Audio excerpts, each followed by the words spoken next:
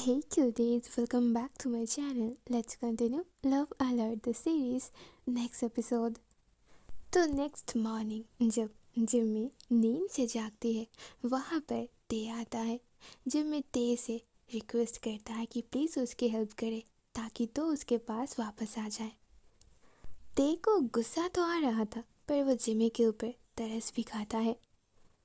देखो तुमने बहुत देर कर दिया है, अब कुछ नहीं हो सकता। जिम्मी कहता है नो, ऐसे मत बोलो, तुम ही हो जो मेरी हेल्प कर सकते हो।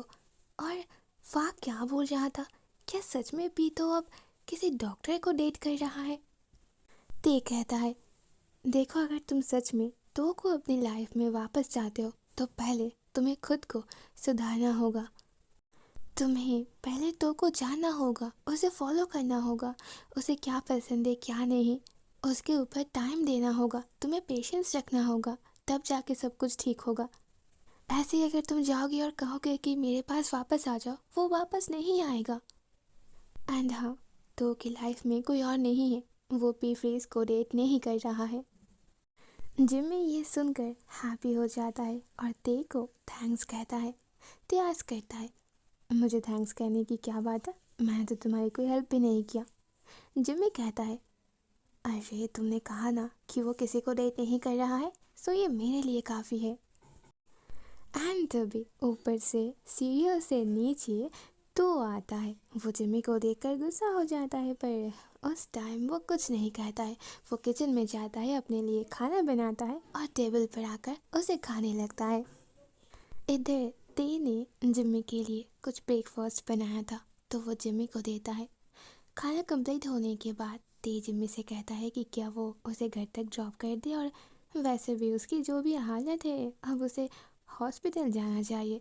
तो जिम्मी इनकार कर देता है। वो कहता है कि नहीं, ये ब्रेकफास्ट कंप्लीट करके वो खुद से ही घर चला जाएगा। सो नाउ अब ते चला गया है रूम पर, था तो बस जिम्मी और पीतो। जिम्मी कहता है पीतो, इन दिनों मैंने आपको बहुत मिस किया।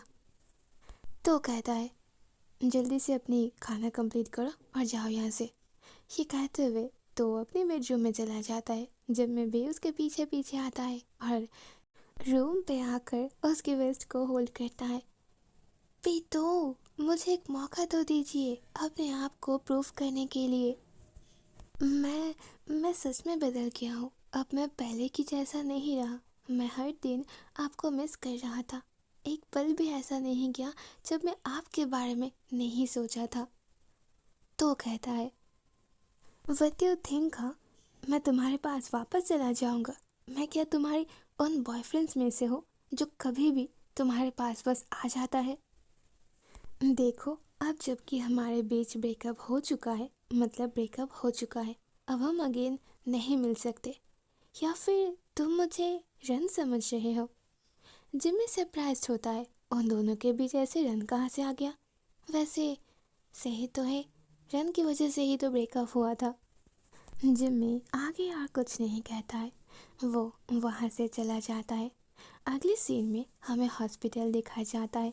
उसकी हालत सच में बहुत ज़्यादा ख़राब था, इसीलिए डॉक्टर उसे मेडिसिन देता है एंड उसे ये भी कहता है कि तुम्हारी हालत ख़राब है, तुम अपने घर वालों को बुला लो तुम्हें यहाँ से ले जाने के लिए। बट प्रॉब्लम ये था कि जिम्मी की फ़ोन स्विच ऑफ हो चुका था और नंबर याद था तो बस पीतो का। जिम्मी एक नर्स को बोलकर पीतो को कॉल करता है। अगले सीन में ना चाहते हुए भी तो उसके पास आता है, उसे अपने साथ कार में बैठने के लिए कहता है। ना चाहते हुए भी उसे जिम्मी की टेक केयर करना पड़ रहा था, बट इसमें भी जिम्मी की फॉल्ट नहीं था, फॉल्ट तो उसका था, कॉज उसने ही तो अपने दिल को नहीं रोक सका। जिम्मी उसके पास आकर कहता है कि उसकी कैट कल रात से कुछ भी नहीं खाया है। तो कहता है अगर अपनी कैट की इतना ही फिक्र है तो आज आपने ड्रिंक क्यों किया? जिम्मी कहता है काश मेरी वाइफ मुझे छोड़कर चला गया। तो कहता है हाँ तो ब्रेकअप करने के लिए किसने कहा था?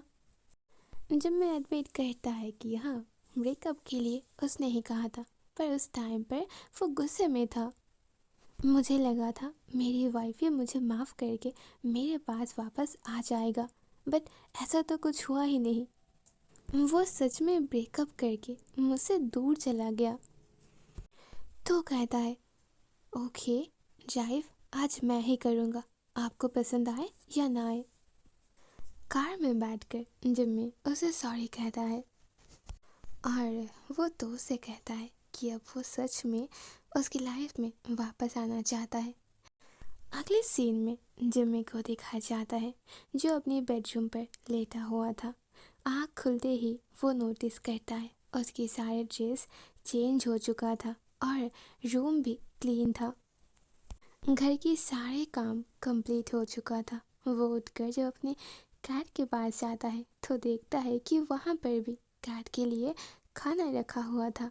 वो समझ जाता है कि ये सब कुछ पिटो ने किया है। और ऐसे ही ये पार्ट एंड होती है। See you soon then next part. Bye bye, good night.